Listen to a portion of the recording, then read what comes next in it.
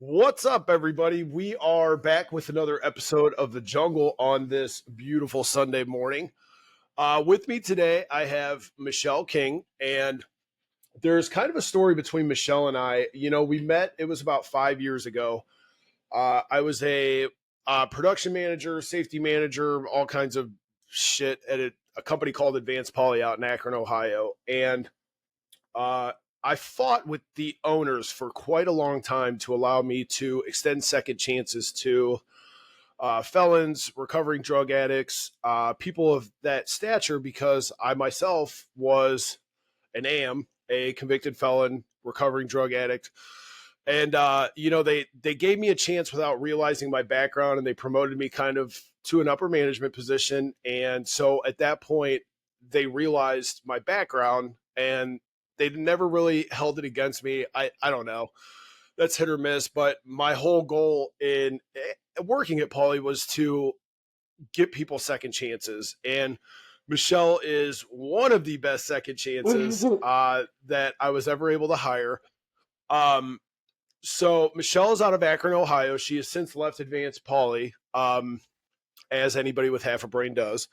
But she's now working as another machinist at, I believe it is Harbor Castings, but she's been in and out of county jail. She has fought her battles with addiction and sobriety, and I wanted to have her on today because she is a prime example of what a second chance could look like. And she did a phenomenal job at Advanced Poly. She worked her way up to assistant supervisor on second shift. She started at basically on the floor as a bag operator, manufacturing plastic bags for our equipment. And I've watched her on Facebook over the last couple years, and she's just been doing an amazing job. So without further ado, I want to welcome Michelle. How you doing? Oh, and we're buffering again. Do I got you? Okay, we're froze up. Shit.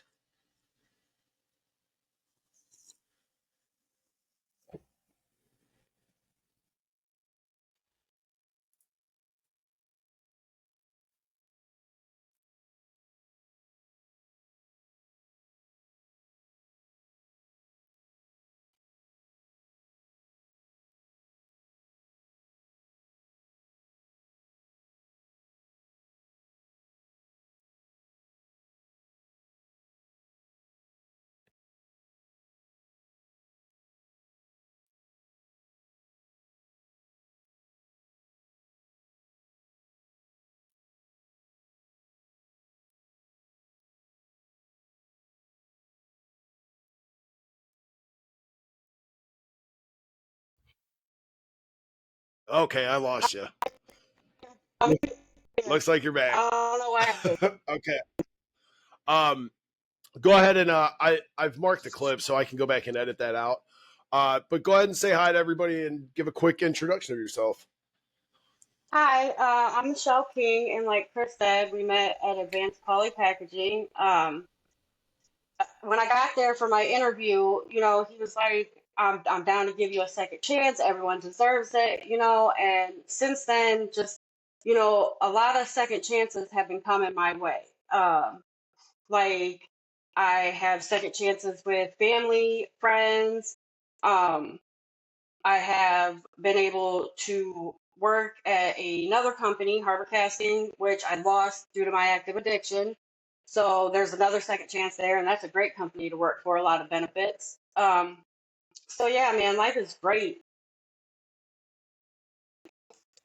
Awesome. No, I like I said, I've been watching you on Facebook for a while, and I've wanted to have you on. I was kind of hesitant to reach out, as I am with most people that worked at Poly. Um, but something in the back of my mind just kept rattling around. I was like, you need to have her on and talk to her. So I'm so glad you decided to hop on and do this. Why don't you Yeah. why don't you just give everybody a quick intro, like a little bit about your backstory, like what led you down the long dark road? So, Well, I guess like any other person, it would be trauma. Um, I was sexually molested by my mom's best friend in her room by a children's services security guard, which was her best friend. I lost my best friend at a young age, and I started drinking. I was an alcoholic when I was 14. I got pregnant with my son at 16. Started smoking weed in between drinking and getting pregnant. I tried coke when I was 17, meth when I was 18. Fell in love with that drug. Like as soon as I did, I was like, "Yep, that's for me." Um, I then got pregnant with my second son. I got married to the love of my life. Gave up the drugs. He was like, "You can either run the streets or you can have, a man that loves you and will take care of you." Well, who wouldn't want that? So I gave up the drugs, got with him. We still drank and smoked weed and stuff, but nothing really hardcore. So then he ended up passing away. I got with a man who beat on me for 2 years. Then I lost my mother, which led me back down the road of meth. And then I just kind of like spiraled. Before I knew it, I was shooting up, and then Children's Services took my kids. I was on the run, had warrants in a couple different counties, and they arrested me coming off the elevator for Children's Services for my children. Like, I'm not going to court for myself, but I would definitely go to court for my kids. So, the sheriff at when you walked in, you have to go through the metal detector. The sheriff guy, he was like, we got a warrant for your arrest. I'm like, that's fine. So he called Summit County, and Summit County's like, we're not coming to get her. And I said, please don't send me home to die. So he went upstairs and got another deputy. She came down, watched the front desk so he could take me to the county jail. And that started my recovery. Uh, and how long ago was that? I got my sobriety date is 7/11/18 because I got arrested 7/11 7/10/18. age. Okay. Um, Tell me a little bit about like your experience going through county jail, going through different rehab facilities. Like how many? What was your what did your recovery look like as far as the ins and outs? Okay. So I caught my first felony when I was 21, 6 months after I had my second child. And then I caught like a couple misdemeanors in between that and then this last case I caught. So I've been in and out of county. I only went to one rehab, which was IVH. That place saved my freaking life, man. They taught me, accountability, responsibility, um, how to live without drugs and alcohol, which was really hard because for the better part of my life, like I'm 40 years old and I only have 6 years clean. I started using when I was 12. You know what I mean? So like my children, Yeah. they only know me 6 years clean. Like I've been an addict their whole life, and one just turned 23 and the other one's 19. You know what I'm saying? So like it's been a struggle, but we're making it. We're making it. And I went to a sober living for Let's 6 months. okay. Yeah. So basically only one rehab and a couple like in and outs, maybe what with Yep. county. Um, Yep. okay. Let's talk. You just said you brought up a word that I really love, and it's not something that that a lot of people are good at, and that's accountability. Um, Mm. what does what does accountability look like for you? Because I know for myself, you and I had a conversation before I started the episode just now, and I told you kind of rehash some old stuff in Advanced Poly. Um, Mm-hmm. and I'll tell you, I think up until 2 years ago, and I've been very open with this on the podcast about me relapsing 2 years ago with cocaine. And I think up until about 2 years ago, I was doing well as far as keeping it together and staying sober, living what I thought was a happy life, but I wasn't doing any internal work on myself. Does that make sense? Yep. Um, and I found that accountability, there was no accountability in my life. I was still pointing Mm. fingers. I was still blaming other people, other places, other things. And like I told you, me getting in the truck is probably the best thing that ever happened to me. And because it's given me a lot of time to sit with myself. And there was a lot of accountability that came with that. There was a lot of dark nights on the road where I had to come to terms with the fact that I was the problem. Mm-hmm. That it was me and my bullshit. I had to stop pointing fingers. I had to take control, take responsibility for my actions. So what does accountability look like for you? Taking, just like you said, take responsibility for my actions. My children, like my kids are, I got clean for me, but I stay that way for them, and now I stay that way for my grandchildren. So accountability to me Mm, looks like, okay, so yes, your mom was a drug addict, and I apologize for that. Anytime my children bring up, something that happened in the past, and I'm like, I don't quite remember that, but I am sorry that that happened to you, and I will try to do better. You know what I'm saying? Things like that.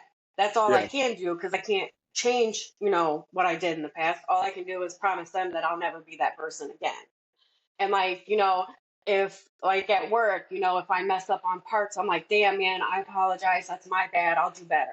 Like I'm always trying to be better than I was yesterday. I guess that's what accountability is to me. Is being better than yesterday.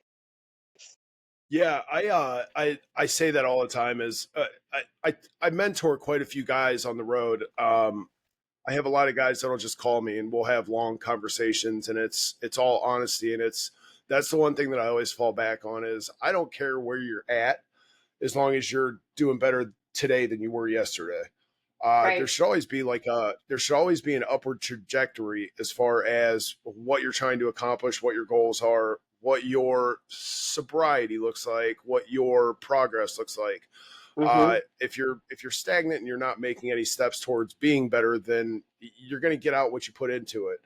Yep. I like how you just said too that now you do it for your grandkids and your kids. You've been clean for the last 6 years that they've been around you, so they don't know the new you. The you right now is new, pretty Yep. much. Like and I fall back on that a lot too because I still tend to beat myself up a lot, and Mm-hmm. I I think I'm way more critical of myself than my kids and my wife and other people are, which is human nature. I think most people are as well. Um, Yep. but that's a good point. Like I have to do this for my kids, kind of like you just said. I have to do it for my wife, but most importantly, I had to come to terms with the fact that I had to do it for myself.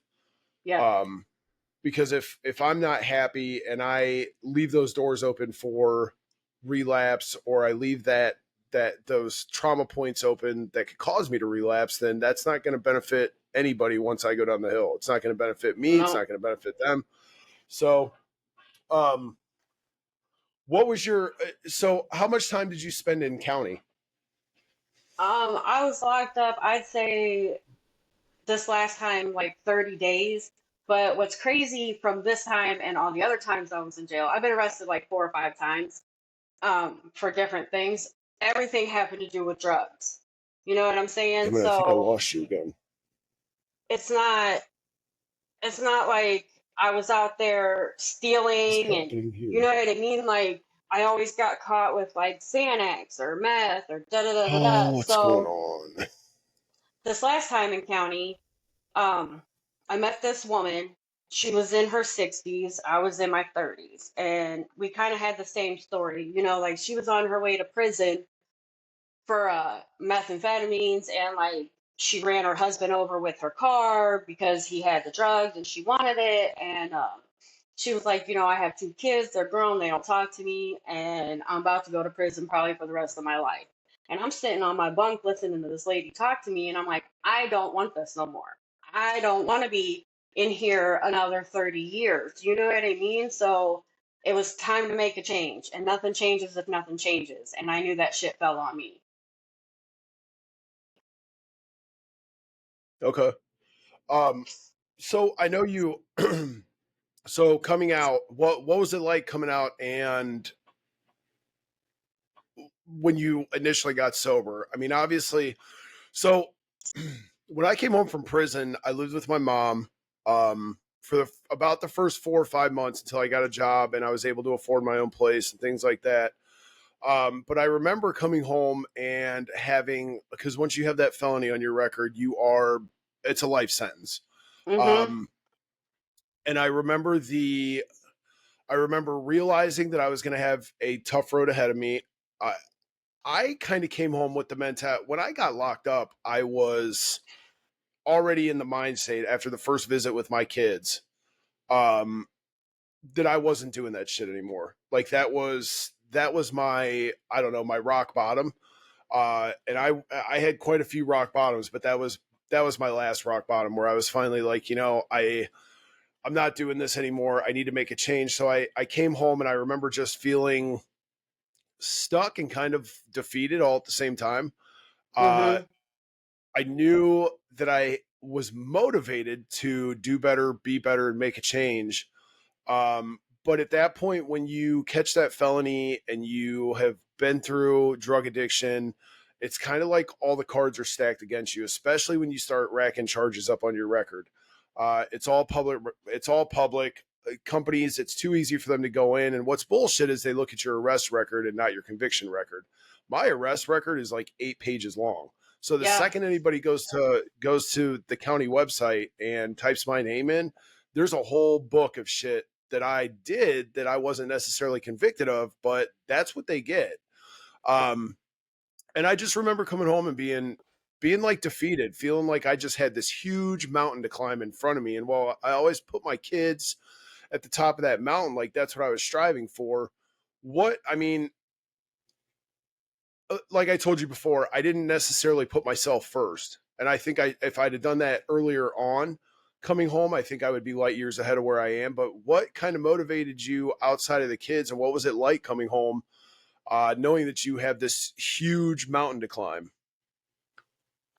So one thing, when I was in rehab, my youngest one at the time, he was 13, came for like a visit. I wasn't allowed to leave the property yet, but they came for a visit, and my 13-year-old told me that he had tried meth.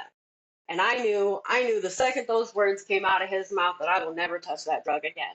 Because Yeah, I was finally able to see when my kids got taken by children's services, that was like my wake up, like, oh shit, my addiction is affecting other people. So that right there, I don't want my kids to follow the footsteps that I was leading. So that's a major motivator and like keep me pushing. But like coming home, it was hard because like a lot of my family and a lot of my friends, they were all in active addiction. So like coming home, I didn't really have nobody. Like my mom was already gone. She passed away before, like she didn't never see me clean. And that, kind of breaks my heart, but like she sees me now, I guess, in a way. Um, but coming home, like I felt very alone because I felt like, outside of meetings, like when I go home and it's just me, I was living with my aunt and she was still using, even though she said she wasn't. I could hear it. And when you get high with somebody, their tells, their signs. So, yeah, like, I knew she was still using and, it was hard. But like you said, I sat with myself and, I just reminded myself, you don't want that. You don't want that. You want better. You want better. You want better. Like your kids deserve a sober mom. You know what I mean? So that was that. I just talked myself to it, and eventually one day led to the next, and one day led to the next, and one day led to the next, and then um, getting a job like that was real hard.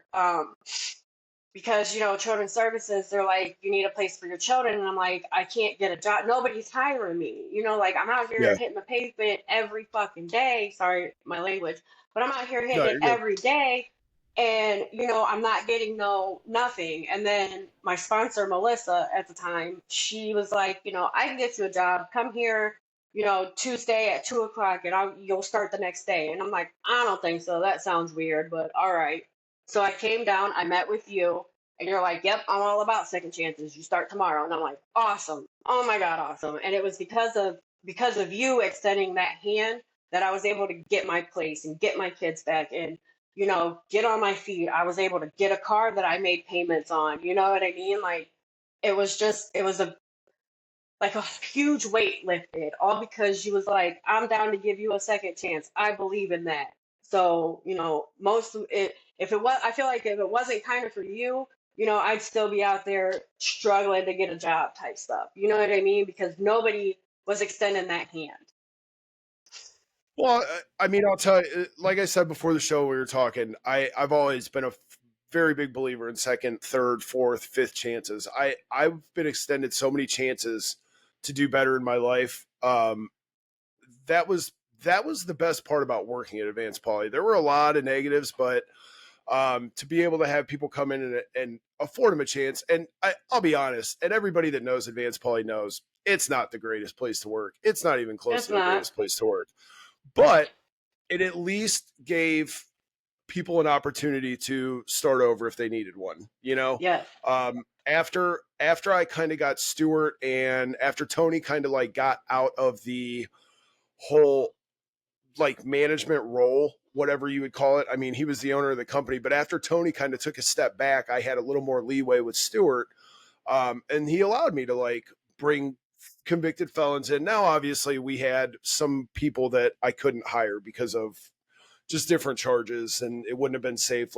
But aside from that, second chances are a huge deal, and it frustrates me nowadays because now that I've left Pauly, like I told you, I was in a cushy job there, Hmm.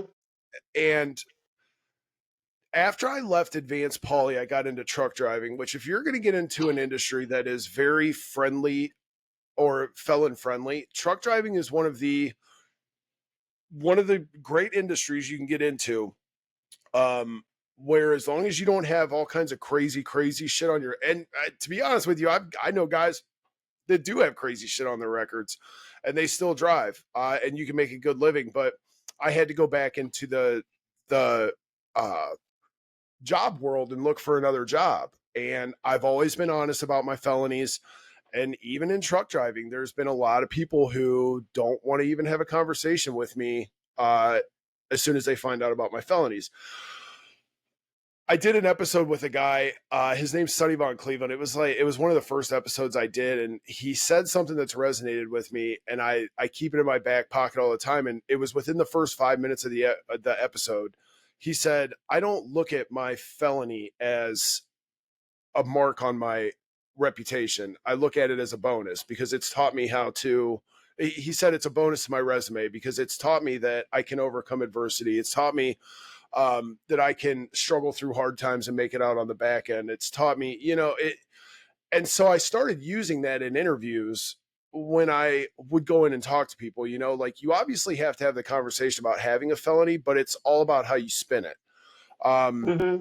but no, you were definitely, so you ended up working your way up to, I believe, assistant supervisor on second shift before you left, which is a huge deal. You were there for about 5 years. Yep. Um, you were always kind. There was a lot of people that didn't like me up there, and you were always smiling. You'd always say hi. I always enjoyed coming in when you would pop in on second. So let's talk real quick. What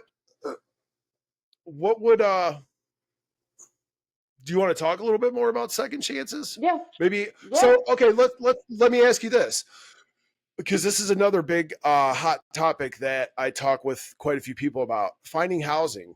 Was it difficult for you to find housing with Yeah. a record? Yes, yes, it was. Children's services, they were like, you've completed everything you need to complete. You got your job, and at that time I had the money saved, but like, just like with the job thing, you fill out your application, you pay your $30, and they're like, I'm sorry. Because at that time I was still currently on probation and still currently, dealing with children's services, having to go to court and drop urines and, all that good stuff. which is fine. You know, I take accountability for my actions. I made the mess, so now let's clean it up. But so like it was real hard, and out of 100 no's, you know, I finally got that one yes. And it was kind of like, you know, advanced poly, like it was a slumlord, they didn't fix my stuff, da da da da da, but it Yeah. was a place to call home for my children. And once I got them back, nothing else mattered. You know, once they came home, children's services backed away, probation backed away. You know, it's like all these pieces just kind of fell in my lap, and it was like, all right, now this is our life. And I go to work every day, and I come home and I make dinner for the kids, and I clean my house, and I go to sleep, and I get up and I go to work every day, and I come home. You know what I'm saying? So it just became like this routine, and it was like the best feeling ever. Going to that crappy job, coming home to that crappy house, you know, like it was like I have a 17-figure job and a condo in the on the beach. You know what I mean? Even though an outsider would be like, this is shit. But to me, it was like everything because I had nothing. But that landlord, you know, I got to give her credit because she did give me a second chance. She was like, well, what's your felony for? And I told her, I was like, you know, I was a drug addict. I'm a drug addict. And she was like, we can work with that. She's like, you never stole nothing? And I was like, well, not from people. You know what I'm saying? Like, I've had my run ins with some stores, but, you know, she was like, all right. So that was a blessing as well. Yeah, I'll tell you, I I like what you just said there about it, you worked at your crappy job, drove your crappy car home to your crappy apartment, but you were happy because it was yours. And Yeah. it that I think that's where a lot of people get hung up, especially with I've had a couple people look at me and be like, well, look where you're at and look where I'm at. And you have to understand where I'm at is 13 years in the making. It Yes. doesn't come overnight. I had the crappy car, I had the crappy apartment, I had the crappy furniture. Um, I beat myself up daily, but I always wanted more, and I was always willing. And you know, you go through life and you get doors slammed in your face nonstop, even without felonies. People are going to turn you down. People are going to turn you away. Hmm. It's more prevalent when you have felonies. But um, to my little brother, man, I love him to death. I don't think he grasps all the time that it's about steps. You know, it's you get to this level and then you have to level up and then you have to level up Yep. and you have to keep leveling up. And I don't think a lot of people understand that. I think a lot of people look at the big picture and they're not focused on setting small goals like getting the apartment. Even if it was a slum, like even if it wasn't a good apartment, you know, getting a car. That's my biggest thing with him right now. I'm like, dude, you need a fucking car. Like, Hmm. it doesn't have to be a Corvette. It doesn't have to be a Denali. You just need something to get you from point A to point B, so Yep. you're not riding your bike all over Cleveland. Like you're damn near 30 years old, dude. Um, and he gets so hung up on the mountain in front of him that I think and a lot of people do. I can't tell you how many Hmm. times I would get frustrated and I still get frustrated to this day looking at and thinking about where I think I should be, where I'm at and what it's going to take to get to that next level. It's you have to have the mindset of you're just going to keep going and you're going to do it. Like Yep. you can't succumb to woe is me and it falls back to accountability. Nobody's going to give you shit. Like you have to go get it yourself. um That's but right. I think yeah, I think it's amazing that you can have that. And that's what it takes to be successful. You don't have to have everything on the front end. You want everything, but you're willing to make the steps and you're willing to keep Yep. going. um let's talk a little bit. So this has been a hot topic for me that's been coming up quite a bit lately, and it's conventional sobriety. And I'm Mm. super glad when you and I were having the conversation on Facebook Messenger that this was something you wanted to discuss because I've been wanting to have this conversation. So, conventional sobriety. I have no problem. I will tell everybody right now. I do not work a program. I don't go to AA. Don't go to NA.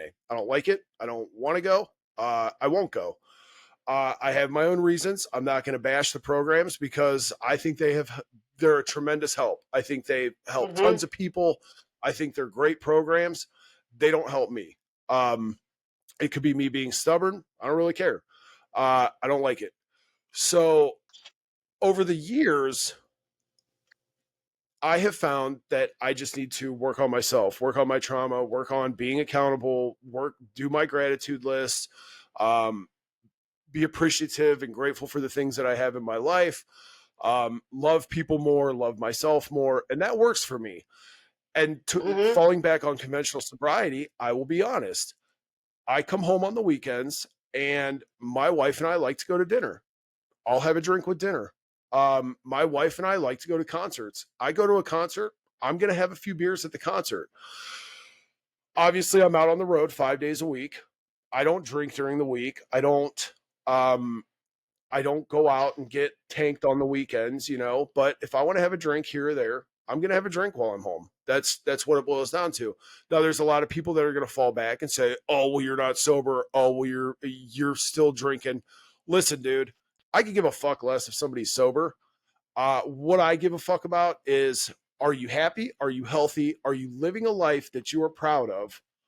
Um, are are do you have restored relationships with your kids? Like, I don't give a flying bag of fucks how you want to use the term sober. To me, being sober is not walking around with track marks, not having a needle in Yes. my arm 15 times a day. If I want to go have a beer with my wife, because that's what my wife and I enjoy doing, is going out and having dinner and enjoying each other's company over a glass of wine or whatever, then I'm going to do it. I don't give a fuck if you want to harp on me for being sober or not. And I think the reason, from your conversation, and I'm going to let you talk about this here for a minute too, yours is with smoking weed.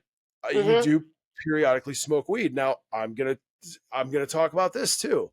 Weed is now, it's legal. Weed was demonized back in, I think it was like uh the early 40s, 50s, reefer madness. Yeah. And it was stupid that it was ever made illegal.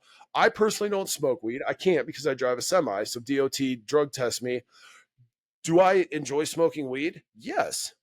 Can I? No. Do I? No, because I'm not going to lose my career over it. Again, it's not something I need to do. It's not conventional sobriety. I don't give a fuck. Like, Right. if smoking helps your anxiety, which it's been known to do, if smoking helps your stress, your depression, fucking smoke a joint. Like, you know what I mean? You're not running around doing meth. You're able to pay your bills. You're able to do your own thing. You're able to live a healthy, productive life. It's not it's not um it's not hindering your life. So who cares? So I'm going to let you go for a minute, or let you talk about it for a minute, because it's a big thing for me, and people get very hung up on the term sobriety. Mhm. So what? Go ahead and what's your thoughts? Let's have a little conversation real quick. Okay, awesome. So when I was in IDH, my counselor had told me that, like, we used to watch a lot of Dr. Labor videos. Dr. Labor is an addiction specialist, you know what I'm saying?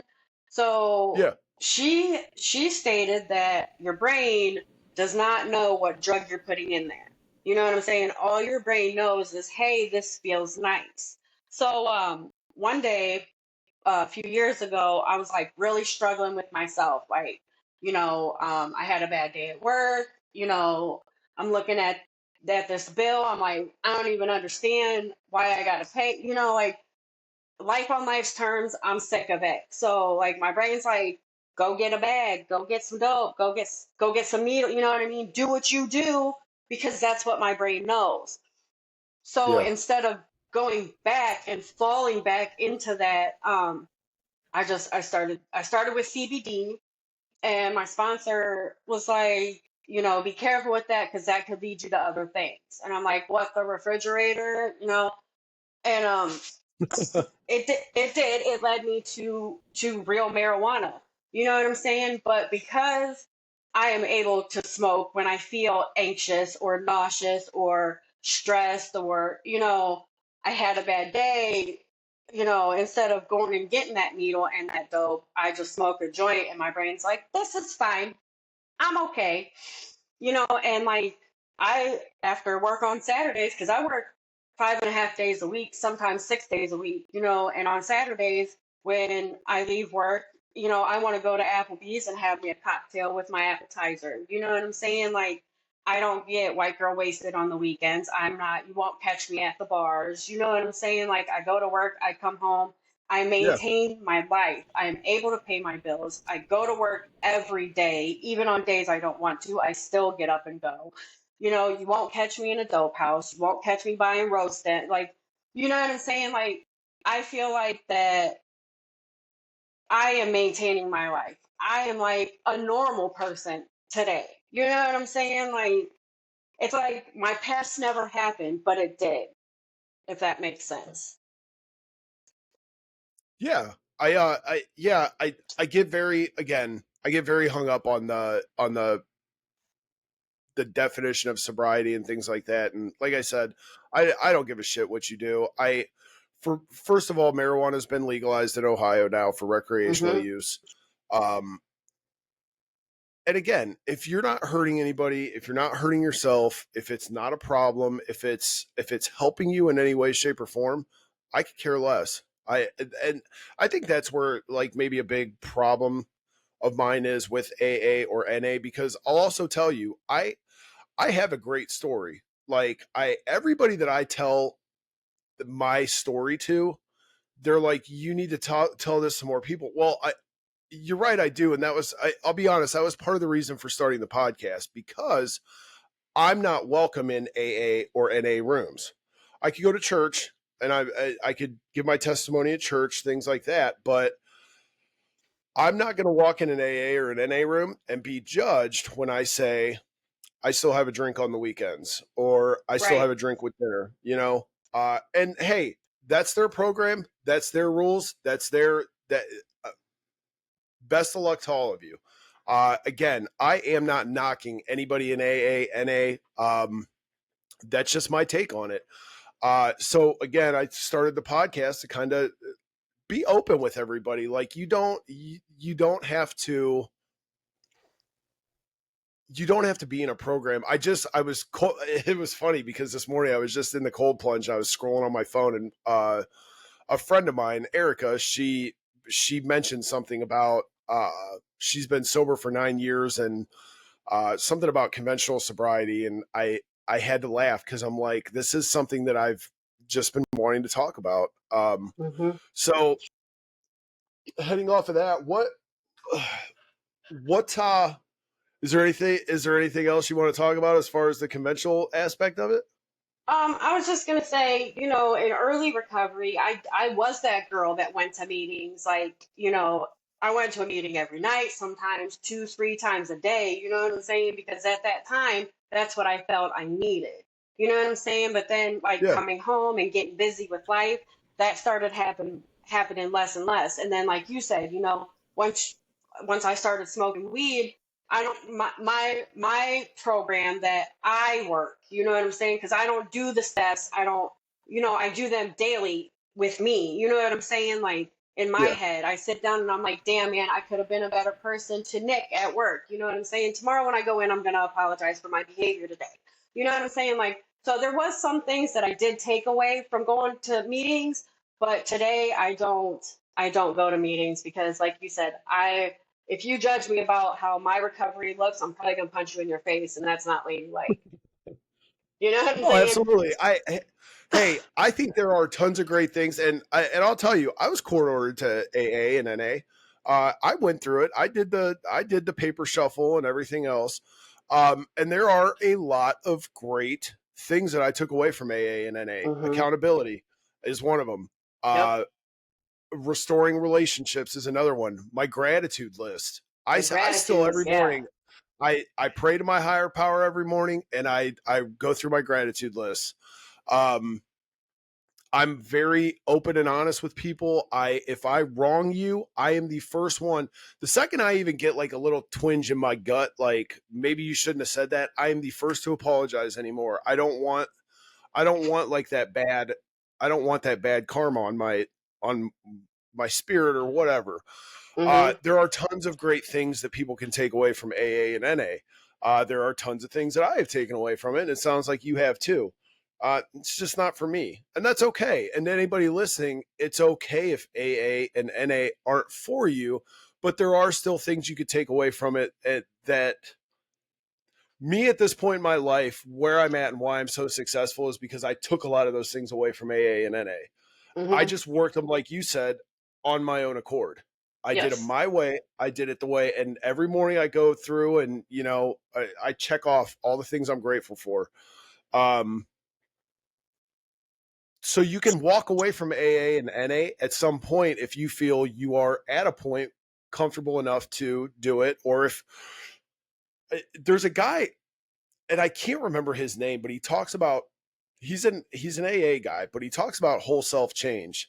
And Mm. I don't know if you've ever seen the videos on like Facebook or whatever, they're recovery videos, but he's in AA, but he talks about you have to like basically change yourself, which is what AA and NA technically do. But he says the whole self change is basically the key to all of it. It's changing the way you think, it's changing the way you react, changing your habits on a day to day basis, healing your trauma, healing your heart, learning to love people, learning to love yourself. It's changing who you are. And after my relapse 2 years ago, well, it's been about 3 years at this point, but um, after putting all that stuff into play at this point, where my family was very happy with the progress I had made up until about 3 years ago, because obviously I wasn't back in prison, I wasn't stealing shit, I wasn't robbing houses, I didn't have a needle hanging out of my arm every day. They were very fortunate to have my mom, very fortunate to have her son back. My sister, very fortunate, Mm-hmm. thankful to have her brother back. But there were things that I wasn't really implementing. So over the last 3 years, because when I relapsed, I damn near blew my marriage up too. And so my wife, bless her, I love that woman to death. She made me sit, she basically put everything in my face and was like, you the one thing that you're not doing is loving yourself, and you're not working on yourself for yourself. So over the last couple years, now that I've been doing it, and it's like you brought up earlier, when people start to notice and people start to see a change in you, that's when like the real growth starts happening. That's when you can see the progress that you've made. Mm-hmm. um and so when I get on the phone with my mom or my sister or my wife and they make comments of, we can see an actual change in like your energy and how you react to things and how you're living your life, that's a big deal for me, and that should be a big deal for anybody, and that's how you know you're actually making progress. I agree um 100%. yeah. So and again, I have to say this because I already know the AA and the NA squad's going to come for me. I love AA and NA. It's just not for me. Um, so what? Let me ask you, what advice would you give? We're rounding up to about 45 minutes here at this point. What advice would you give for anybody that's out there, like maybe struggling, having a rough go at it? Just keep going, man. Keep doing what you're doing. It works. I promise. They all them cliches. It works if you work it. You got to show up to grow up. Like it is all true. You know what I'm saying? Like, Yeah, and like you said, the whole people seeing your growth, like that was a major one for me. Like coming home, when I was in IBH, I wrote a letter to my best friend. She had to walk away from me because she couldn't watch me kill myself anymore. And when I was in IBH, I wrote her a letter like, hey, I'm working on getting clean. I don't want nothing from you. I don't want you to send me money or a box or nothing, but like maybe when I get out of here, we can be friends again. Or at least please forgive me. You know what I'm saying? And she was like, you need to be clean like at least a year away from a facility. And I'm like, all right, run it. So then I come home and, now I'm working second shift and it's like 12 o'clock at night and she popped up on my people you may know. And I'm like, send her a friend request. And I'm like, no, because it's after midnight. She might think you're still using.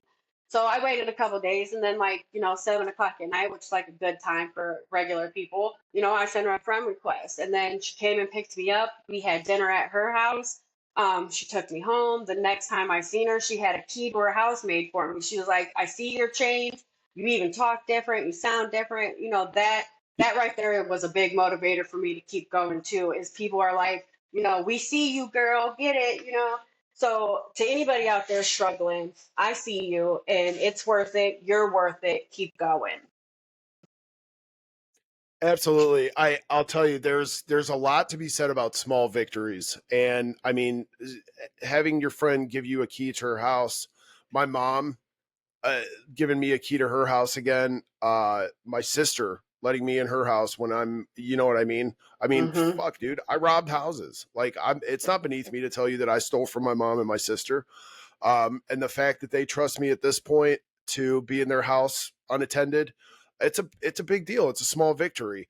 Um, and like you said, if you are out there, I am my own worst enemy by Yep. far. I'm my own biggest critic. I beat myself up more than anybody probably even gives me a second glance. Like I could do something stupid. Somebody's going to look at it once and be like, he's an idiot, and they're going to forget about it because you are the center of your own world.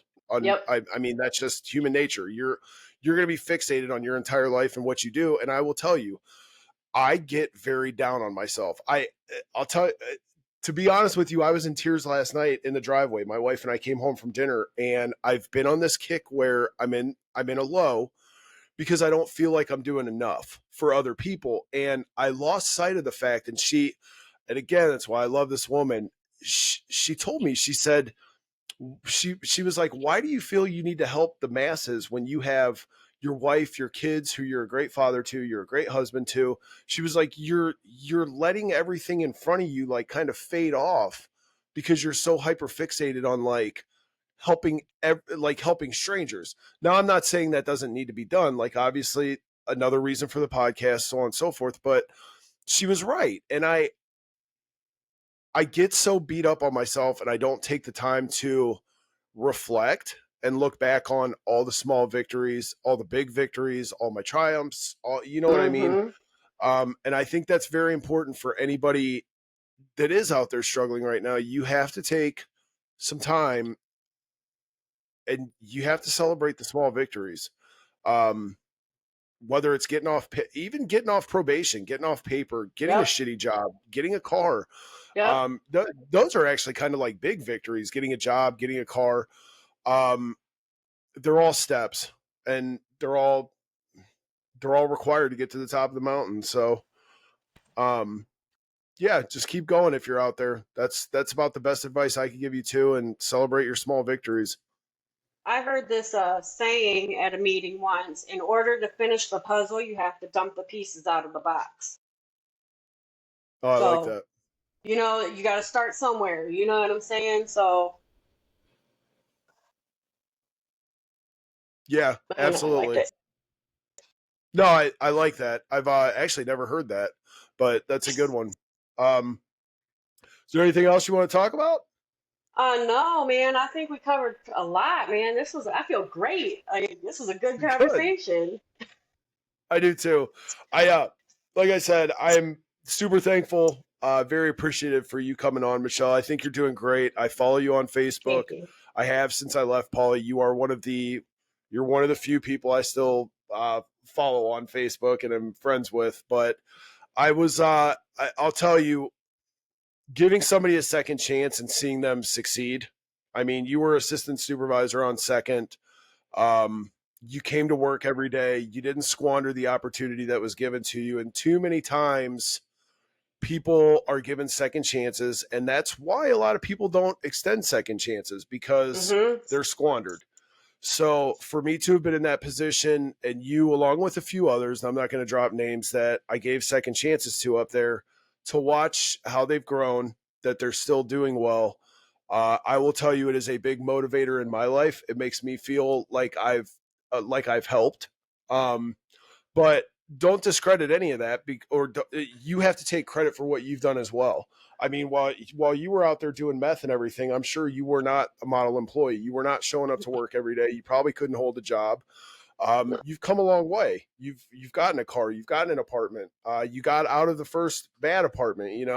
And you're now at another place of employment that gave you a chance, and you're doing well there. So, Yep. um, I've loved watching you grow on Facebook. I think you're an amazing person. I'm very proud of you. I love you, and um, Thank you. I think God puts people in front of people for purpose, and I think there's a reason that you and I are still in front of each other. So I just want you to know I love you and I'm proud of you, kiddo. I love you too, man. Thank you. And thanks for asking me. Anytime you need this done, I am more than happy. We can talk about whatever. Okay, no, I'll keep it in mind. Right on. I do kind of want to at some point start having like discussions where I think I can host about 4 or 5 people on here at once. I'd love to get on and start doing discussions. I just haven't. I Scheduling people is so hard. It's because I'm only home a couple days a week. So to get people on the weekends when they're home with their families, it can be challenging. I have a lot of people that fall off, and I think I've had probably 4 or 5 episodes lined up where I had about four or 5 people to do like a topic discussion, and they just fall through because people can't make it. Things come up, but Yeah. no, I'll definitely keep you in mind once I kind of figure out a way to go with that. So, Awesome. all right, dude. Well, I love you again. Thank you so much for coming on. To everybody out there, check us out on the YouTube channel. That's where we get most of our traction. If you could leave a review on there, hit the subscribe button, hit the like button, leave some comments. That does nothing but push us up in the rankings. Again, the show is not monetized. I have no intent on monetizing it. It just pushes us up in the rankings and gets the message out there to anybody that needs to hear it. So you can also check us out on Amazon, Spotify, Apple Podcast, Podbean. I don't know. That's all over out there. So, Thank but guys, I love you. Thank you for tuning in. Michelle, again, thank you. And we will you. holler at you guys. Have a good one. You too. That was good.